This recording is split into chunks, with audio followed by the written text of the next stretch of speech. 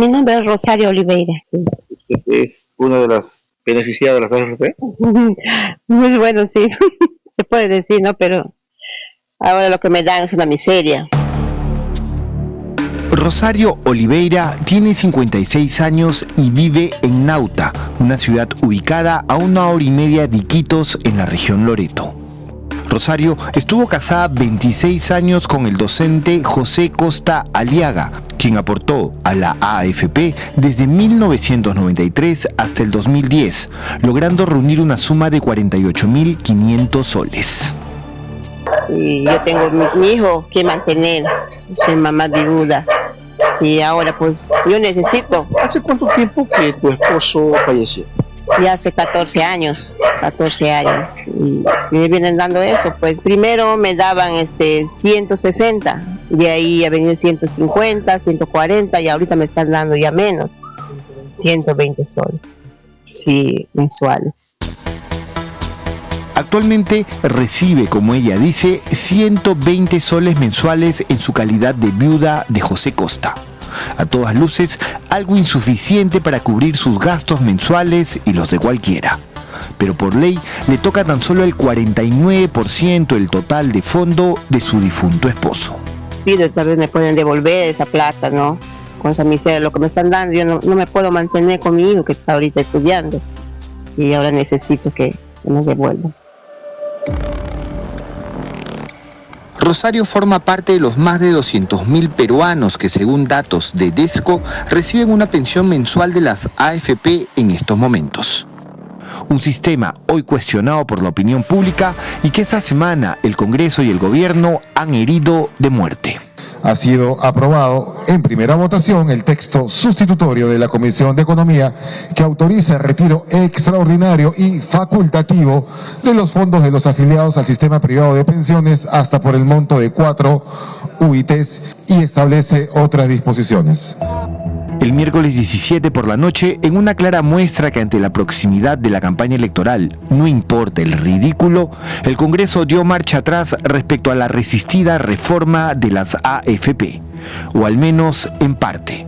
El papelón se pretendió maquillar con un octavo retiro de los fondos para los afiliados, aprobado a velocidad de crucero. Ha sido aprobada la exoneración de la segunda votación del proyecto. Para nosotros no es un triunfo. El triunfo del retiro lo íbamos a tener, por el contrario, era para que se vote la derogatoria. Ustedes están por la derogatoria de la ley. Sí. Claro. Han cambiado completamente los discursos de muchos actores políticos sobre qué hacer con la reforma de pensiones. Ya se había llegado a un camino del cual ir y sí, esta norma que han sacado recientemente la ponen en entredicho, ¿no? A comienzos de mes, el Ejecutivo publicó el reglamento de la Ley de Reforma del Sistema Previsional Privado, una norma promulgada hace un año. Entre los alcances más polémicos de la ley y el reglamento figuraban la obligatoriedad para que los independientes aportaran al sistema privado, primero con un 2% de sus ingresos mensuales a partir del 2028, hasta llegar al 5% de sus ingresos en el 2034. También se prohibía a los menores de 40 años retirar el 95.5% de sus fondos al momento de jubilarse, a diferencia de los que ya pasan la base 4. También se elevaba la edad de jubilación anticipada de 50 a 55 años. Se fijaba una jubilación mínima de 600 soles, siempre y cuando se cumplieran ciertos requisitos, y se permitía el ingreso de nuevas entidades financieras al rubro. Además de un nuevo esquema de comisiones que priorizará la productividad por encima del flujo y el saldo, conceptos que les habían permitido a las AFP obtener jugosas utilidades en años en los que incluso la rentabilidad de los fondos había caído. Pero hay algo más, las AFP no han tomado los mismos riesgos que toma cualquier empresa. ¿No? Si yo pongo un restaurante, yo tengo que pagar alquiler, sueldos, y si nadie viene a mi restaurante, perdí, pues porque es parte de mi negocio, el negocio tiene riesgos. Pero las AFP no han querido correr riesgos. En esta comisión de productividad se pone que primero hay que pagar un monto fijo para cubrir costos de las AFP y después recién, si gana plata del fondo, cobro, si no gana, te devuelvo. O sea, pero hay un monto fijo de todas maneras, entonces ellos nunca van a perder.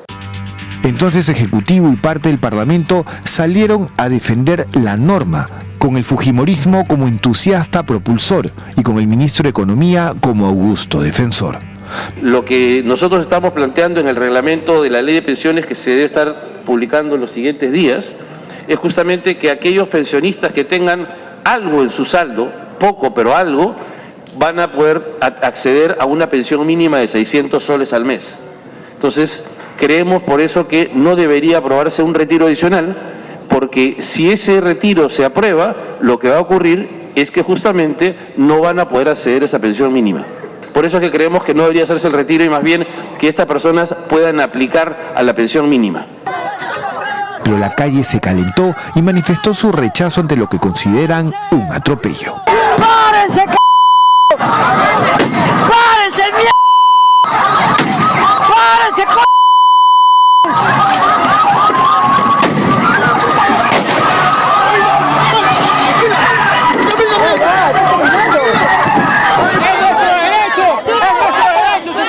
¡Es nuestro derecho!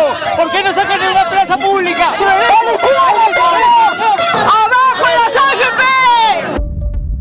Con unos reflejos inusitados, la presidenta de la República, Dina Boluarte, dejó sin piso a propios y extraños, mostrándose a favor de un octavo desembolso de los fondos, en un intento quizás de ganar algo de aprobación.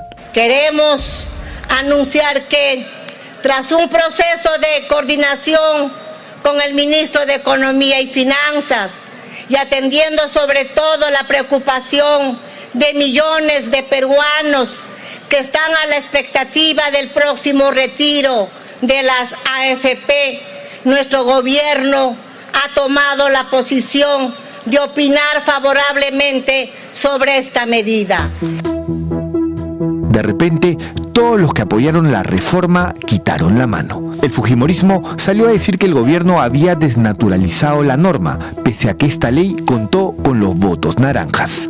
El miércoles 17, la Comisión de Economía del Parlamento aprobó un dictamen que no solo autorizaba un octavo desembolso, sino también eliminaba el aporte de los independientes y la prohibición de que los menores de 40 años saquen el total de sus fondos al momento de la jubilación. Nadie daba una explicación medianamente consistente para tal giro de timón. ¿Usted ha sentido que está perdiendo, digamos, peso el ministerio frente a lo que ha mencionado, dejado sin piso, lo mencionado anteriormente? En absoluto. Esta decisión del Poder Ejecutivo es una decisión consensuada. Esto es como consecuencia de unas 2 reuniones que he tenido yo con la señora Presidenta de la República, donde hemos dialogado justamente sobre el impacto de la medida, pero también hemos evaluado aspectos positivos y negativos y hemos llegado a la conclusión de que por la coyuntura conviene permitir que se trabaje, justamente conviene que se permita el octavo retiro, pero importante de eso es sostener la reforma. Sorprende cómo el ministro de Economía cambia de opinión en 3 días. No, yo me imagino que la opinión que dio hace 10 días antes, en la semana anterior, fue bien analizada, ¿no? Porque el ministro sale a decir que lo peor que le puede pasar a un afiliado es hacer el octavo retiro. Yo me imagino que no es una opinión que no tiene un análisis. Es muy extraño. El proyecto fue al Pleno esa misma noche y se aprobó. El sábado 13, el Ejecutivo la promulgó. Ahora se espera que la Superintendencia de Banca y Seguros publique un reglamento con todas las etapas para el octavo desembolso. Sí, la ley se ha visto debilitada porque el objetivo de la ley era sumar más aportes, que haya pensión por consumo, aporte independiente, que haya un piso mínimo para el sistema privado que no tenía pensión mínima, que lo tuviese. Todo era un modelo que estaba estableciéndose que, claro, con estas reformas sí entra en entredicho. Hay que ver bien cómo le damos forma como sociedad y los hacedores de políticas públicas, cómo logran reencauzar la reforma de pensiones, ¿no? Digamos, obligar a la gente independiente cuyos ingresos varían mensualmente respecto a un aporte de 2 o 5% mensual, no tendría mucho sentido, porque al final también es un aporte que en el tiempo no es, digamos, representativo considerable en un fondo previsional. A nadie nos gusta aportar, y ahí comparto contigo, o sea, ¿por qué me van a sacar dinero? Pero esa es parte del origen de las pensiones. Las pensiones exigen para que las personas que tengan un ingreso, ya sea remunerativo o no remunerativo, como el caso de los independientes, puedan extraer una parte de su dinero para guardarla para su futuro, o peor aún, que fallezcamos y dejemos sin ningún tipo de protección a nuestras familias. Si esto es así, ¿por qué Rosario Oliveira recibe 120 soles de pensión mensual? Hay una tabla en donde si la persona fallece empiezan a cobrar una pensión proporcional, no la misma pensión que recibiría si una pensión proporcional, que cuando es el cónyuge es el 42%, cuando es el cónyuge con hijos es el 35% para el cónyuge y un 14% para cada uno de los hijos, ¿no? Y si bien es cierto, claro, la gente dice, oye, qué injusto que no sea el 100%, ¿por qué no reciben toda la pensión? No, la familia. Y que ellos vean cómo lo hacen. Y no le falta razón, habría que explicar mejor también, primero, por qué se hace ese cálculo, ¿no? Y por qué no se paga el 100%, y hacer de repente un mejor esfuerzo para que sea un poco más justo la distribución y la gente sienta que si la persona fallece, los familiares van a recibir todo o casi todo. En estos momentos, más o menos hay 10 millones de afiliados al sistema privado de pensiones. De ese total, 8 millones se encuentran activos. Con el nuevo retiro, el número de aportantes activos se reduciría a poco menos de 2 millones de personas. O sea, más del 80% de los afiliados al sistema van a tener cero en su fondo de pensión. Entonces, por ende, según lo que usted me está contando, 1 millón y poco más, 1,5 millones y poco más de personas solo van a quedar activas en el sistema. Van a tener dinero en su fondo de pensiones 1.600.000 personas, con suerte 2 millones, de los 10. El zafarrancho provocado por el gobierno y el Congreso viene con letra menuda y la vamos a cargar todos. En la ley de reforma previsional se estableció que el afiliado a la AFP puede acceder a una pensión mínima de 600 soles, siempre y cuando haya aportado por 20 años y no haya retirado dinero de su fondo. Si con esto no llega a los 600 soles mínimos de pensión mensual, el Estado cubrirá la diferencia. Pues bien, en la norma aprobada esta semana, Congreso y Ejecutivo han decidido que este octavo retiro no sea considerado como un retiro de fondo, para no perder el subsidio público. Entonces, el hueco que evidentemente quedará en los fondos previsionales tras este nuevo retiro, ¿por quién creen que será asumido en el futuro para que alguno de los afiliados pueda llegar a la pensión mínima? El Tesoro Público, nosotros mismos con nuestros impuestos. El Estado, claro, nosotros con nuestros impuestos. Más allá de si era acertado o no un octavo desembolso, el sistema parece no dar más. Por más que en el Congreso se piense que con derogar 2 artículos de la ley, ya nadie hablará del resto. La jubilación de 50 a 55 años, ¿eso también se va a ver en algún momento en la Comisión de Economía o el reglamento ya no se toca como está? Bueno, ese es un tema que ya es parte de la ley del sistema previsional, ¿no? Sí, no, pero ustedes lo van a ver también. Por lo tanto, lo vamos a tocar también sin duda, pero desde mi punto de vista, que es particular, me parece que no está mal, porque también no hay que olvidarnos que la esperanza de vida ya no es la esperanza de vida de hace años, ¿no? Por ende no se va a tocar, no se van a ver otros aspectos del reglamento. Esperemos cómo va el debate también, no podemos adelantar criterios. ¡Abajo las AFP!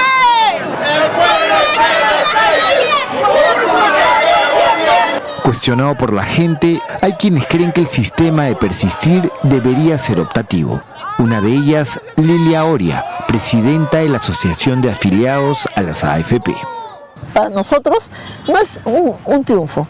El triunfo del retiro lo íbamos a tener, por el contrario, era para que se vote la derogatoria. Han corregido esos 2 puntos, dicen que han corregido porque los han quitado. Qué bueno es eso, ya estaba, o sea, lo han restituido nada más. Un principio sobre nuestras iniciativas parte de la libertad de decidir. Es decir, un sistema algo que no se tiene en estos optativo, momentos, claro. Que si yo quiero hacer mi pensión ahorrando, construyendo mi casa de otra manera, lo haga. Y si quiero estar en un sistema, estaré. Nada obligatorio. La problemática de las AFP es vasta y compleja y está lejos de resolverse con el placebo de un octavo retiro. Paradojas de la vida, en un país que resume informalidad, se habla de un sistema previsional que alude a eso de guardar pan para mayo, pero que en el fondo es poco o nada flexible en su imposición. Los tiempos cambian y eso que en los 90s apareció como una alternativa salvadora al deplorable seguro social ochentero, hoy quizás no lo sea.